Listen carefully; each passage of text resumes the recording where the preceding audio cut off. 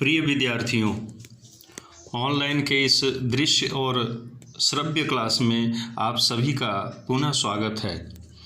आज मैं शास्त्रीय संगीत के तहत कुछ महत्वपूर्ण शब्दों को परिभाषित करने जा रहा हूँ। शास्त्रीय संगीत में इनकी बहुत बड़ी विशेषताएं हैं। तो चलिए अब हम क्लास शुरू करते हैं। स्वरों के चढ़ते हुए या बढ़ते हुए क्रम को आरोह कहते हैं और इसके ठीक विपरीत स्वरों के उतरते हुए क्रम को हम अवरोह कहते हैं।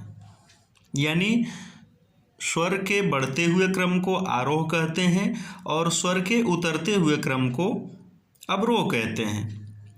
आरोह को आरोहण और अवरोह को अवरोहण भी कहा जाता है।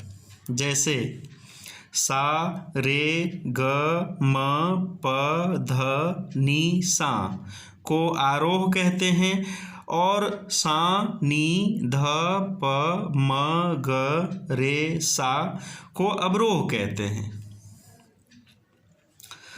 कुछ राग में स्वरों का उतार चढ़ाव सपाट ना होकर वक्र होता है, क्योंकि रागों का आरोह और अवरोह उसके चलन के अनुसार लिखा जाता है। तो इस प्रकार हम कह सकते हैं कि रागों की चलन के अनुसार स्वरों के चढ़ते हुए क्रम को आरोह और उतरते हुए क्रम को अवरोह कहते हैं। अब हम जानेंगे पकड़ क्या है। What is पकड़?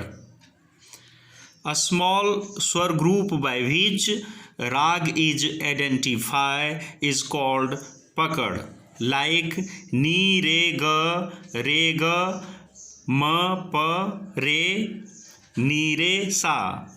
It is the identity of rag Yaman. Each rag has different pakad. Raga's pakad is used repeatedly in singing. वह छोटा से छोटा स्वर समूह जिससे स्वर की पहचान होती है उसे पकड़ कहते हैं।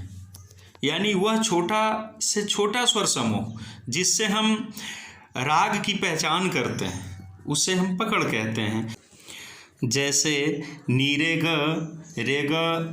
म प रे नीरे सा, ये राग यमन का पकड़ है।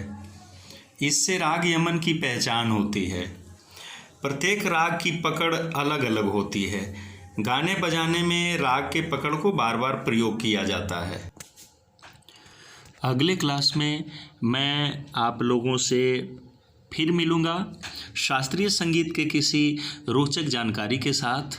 तब तक के लिए आप सभी का धन्यवाद, शुक्रिया।